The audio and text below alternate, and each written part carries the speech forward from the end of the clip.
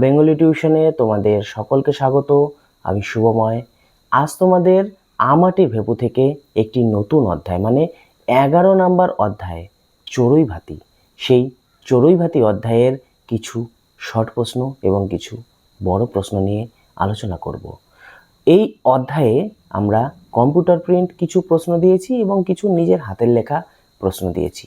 চলো তাহলে উভয় রকম প্রশ্ন আমরা দেখে নিই।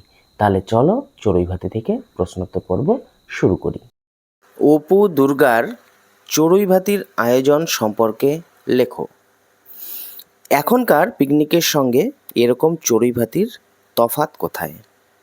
উত্তর, নীলমণি রায়ের জঙ্গলাকীর্ণ ভিটের ওপারে অপু দুর্গা চড়ুই ভাতির আয়োজন করে। নিজের হাতে জঙ্গল কেটে সাপ করেছে দুর্গা।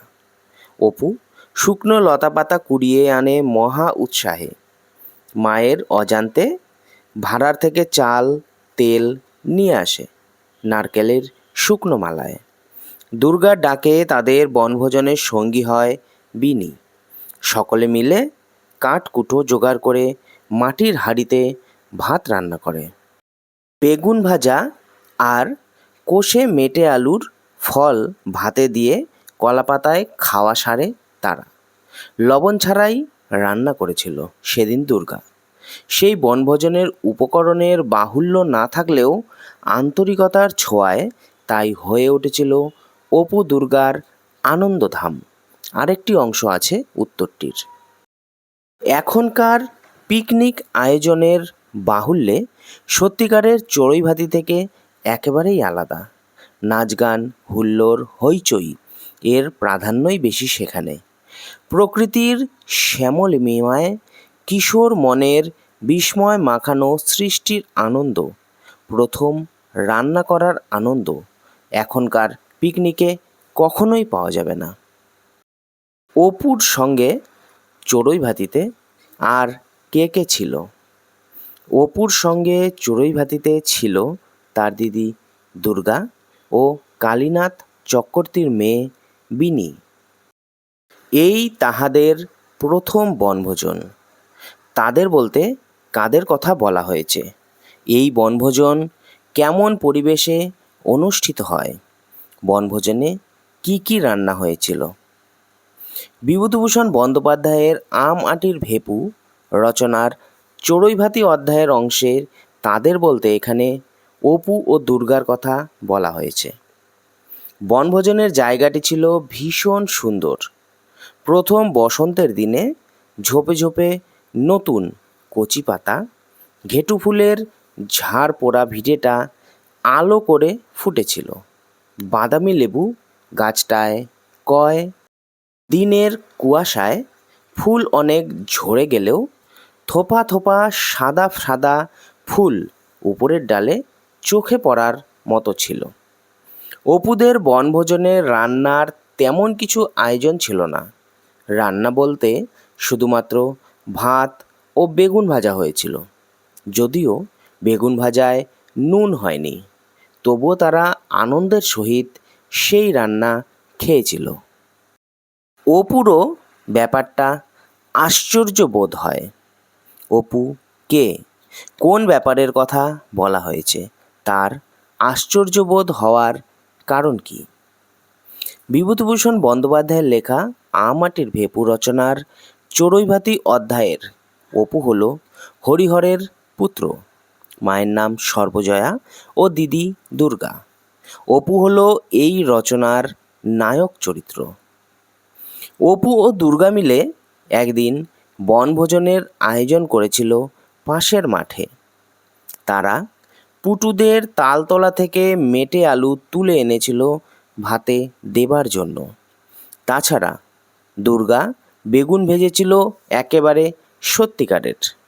অপুর কাছে ব্যাপারখানি একেবারে স্বপ্নের মতো মনে হচ্ছিল। তার কাছে বনভোজনে বেগুন ভাজার ব্যাপারটি আশ্চর্য মনে হয়েছিল। আম আঁটির ভেপু রচনাংশে আমরা অপু দুর্গার চড়ুই ভাতির বিবরণ পাই। নিশ্চিন্দিপুর গ্রামেরই অধিবাসী নীলমণি রায়ের জঙ্গলে ভরা ভিটের কিছুটা অংশ দুর্গা নিজের হাতে দা দিয়ে পরিষ্কার করে চড়ুই ভাতির জায়গা পরিষ্কার করেছিল। এরপর মায়ের অজান্তে চাল ও তেল নিয়ে আসে বাড়ি থেকে, ভাত বসায় ও বেগুন ভাজে।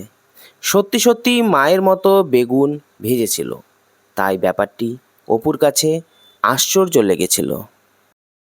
কিন্তু আজকাল তাহাকে আর লইয়া যায় না। আলোচ্য উদ্ধৃতাংশটি কার লেখা, কোন গল্প থেকে নেওয়া হয়েছে, তাহাকে বলতে কার কথা বলা হয়েছে, তাকে কেন কোথায় আজকাল আর নিয়ে যায় না? আলোচ্য উদ্ধৃতাংশটি বিভূতিভূষণ বন্দ্যোপাধ্যায়ের লেখা আম আঁটির ভেপু রচনার চড়ুইভাতি অধ্যায় থেকে নেওয়া হয়েছে। চড়ুইভাতি অধ্যায়ে তাহাকে বলতে এখানে অপু ও দুর্গার মা সর্বজয়ার কথা বলা হয়েছে। অপুদের বাড়ির সামনে দিয়েই গ্রামের পেছনের মাঠে সবাই বনভোজন করতে যায়।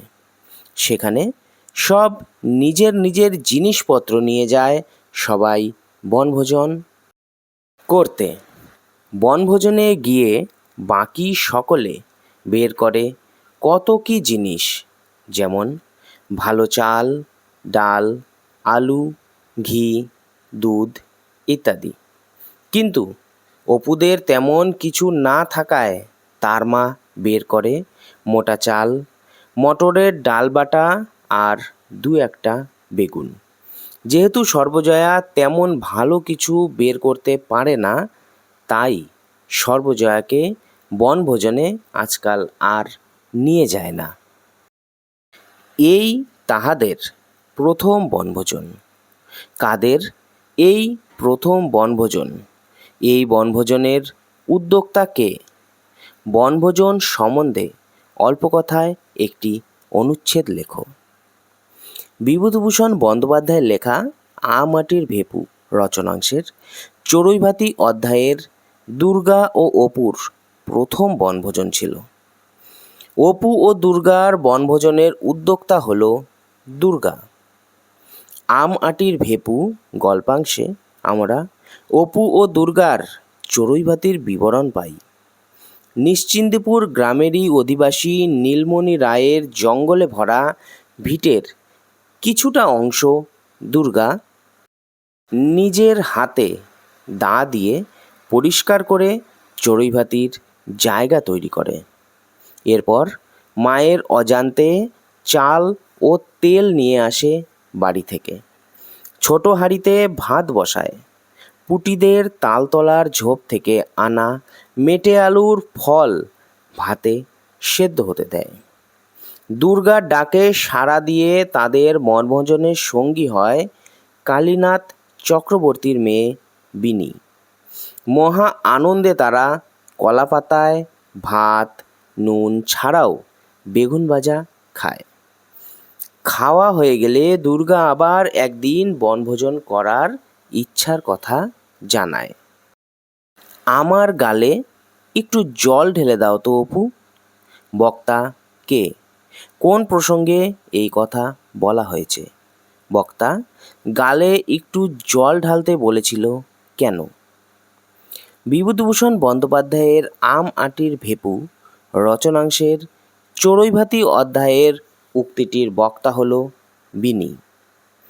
অপু ও দুর্গার বনভোজনে বিনি এসে যোগদান করেছিল। তারা বনভোজনে ভাত, আলু সেদ্ধ, বেগুন ভাজা করেছিল, যদিও সেটিতে নুন হয়েছিল না। বিনি খেতে বসে জল তেষ্টা পাওয়ার কারণে সে অপুকে তার গালে একটু জল ঢেলে দিতে বলেছিল। বিনি ছিল কালীনাথ চক্রবর্তীর মেয়ে। যুগীর বামুন বলে পাড়ায় জল খেতে চাইলে লোকে ঘটিতে করে জল খেতে দিত, কিন্তু জল খেয়ে আবার সেটি মেজে দিতে হয়। বিনি বনভোজনে এসে খাবার খেতে গিয়ে জল তেষ্টা পেয়েছিল। সে দু একবার ইতস্তত করে অপুর গেলাসটা দেখিয়ে দিয়ে বলেছিল তার গালে একটু জল ঢেলে দিতে, কারণ বিনির অনুমান ছিল গ্রামবাসীর মতো দুর্গা ও অপুও তাদের সাথে ওই রকম আচরণ করবে, যদিও দুর্গা তাকে চুমুক দিয়ে খাওয়ার কথা বলেছিল। একটা ভাঙা পাঁচিলের ঘুলঘুলির মধ্যে হাঁড়িটা দুর্গা রাখিয়া দিল। কোন হাঁড়ির কথা বলা হয়েছে? হাঁড়িটা পাঁচিলের মধ্যে রাখা হলো কেন? হাঁড়িটা কি কাজে ব্যবহার করা হয়েছিল? বিভূতিভূষণ বন্দ্যোপাধ্যায়ের লেখা আম আটির ভেপু রচনার চড়ুইভাতি অধ্যায়ের হাঁড়ি বলতে এখানে অপু ও দুর্গার বনভোজনের হাঁড়ির কথা বলা হয়েছে। অপু ও দুর্গার বনভোজন হয়ে গেলে দুর্গা বলেছিল হাঁড়িটা ফেলা হবে না, আবার তারা একদিন বনভোজন করবে। দুর্গা প্রথমে কুল গাছের ওপর টাঙিয়ে রাখতে চায়, কিন্তু অপু বলেছিল মাতোর মা কাঠ কুড়াতে আসলে নিয়ে চলে যাবে। তাই শেষে ভাঙা পাঁচিলের ঘুলঘুলির মধ্যে হাঁড়িটা রাখা হয়েছিল। অপু ও দুর্গা মিলে একদিন তাদের পাশের মাঠ পরিষ্কার করে বনভোজনের সিদ্ধান্ত নেয়। তারা পুটুদের তালতলা থেকে কয়েকটি মেটে আলুও পেড়ে এনেছিল। অবশেষে তারা বেলগাছের কাঠ জোগাড় করে হাঁড়িতে ভাত বসিয়ে দিয়েছিল। হাঁড়িটা মূলত বনভোজনের রান্নাবাড়ি করতেই ব্যবহার করা হয়েছিল। দুর্গা অপুকে চুপি চুপি কি করতে বলেছিল? চড়ুইভাতি করতে বলেছিল। অপুদের দৌড় দিয়ে সবাই কোথায় যায়? কুলুই চণ্ডীর ব্রতের বনভোজনে গ্রামের পেছনের মাঠে যায়। বনভোজনে গিয়ে অন্যান্য সকলে কি কি বের করে? সকলে ভালো চাল, ডাল, আলু, ঘি, দুধ ইত্যাদি বের করে। অপুর মা বনভোজনে গিয়ে কি বের করে? শুধু মোটা চাল, মটরের ডাল বাটা, দু একটা বেগুন বের করে। মুখুজ্জে বাড়ির ছেলেমেয়েরা চড়ুইভাতিতে গিয়ে কি খায়? নতুন আখের গুড়ের পাটালি দিয়ে দুধ ও কলা মাখিয়ে ভাত খায়। মেটে আলুর ফল কোথায় পেয়েছিল? পুটুদের তালতলায় একটা ঝোপের মাথায় পেয়েছিল। আগে বনভোজনে কি কি দিয়ে হতো? ধুলোর ভাত, খাপড়ার আলু ভাজা, কাঁঠাল পাতার লুচি ইত্যাদি দিয়ে আগেকার বনভোজন হতো। বনভোজনের স্থানটির বর্ণনা দাও। ঝোপে ঝোপে নতুন কচি পাতা, ঘেটু ফুলের ঝাড় পোড়ো ভিটাটা আলো করে ফুটেছিল। বাদাবি গাছে কুয়াশা পড়েছিল।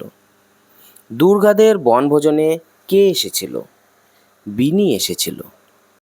বিনি কার মেয়ে? বিনি কালীনাথ চক্রবর্তীর মেয়ে। বিনির গড়নের বর্ণনা দাও। পরনে আধময়লা শাড়ি, হাতে সরু সরু কাচের চুড়ি, একটু লম্বা গড়ন, মুখ নিতান্তই সাদাসিধা। পাড়ার তাদের নিমন্ত্রণ হয় না কেন? যুগীর বামুন বলে তাদের নিমন্ত্রণ পাড়ায় হয় না।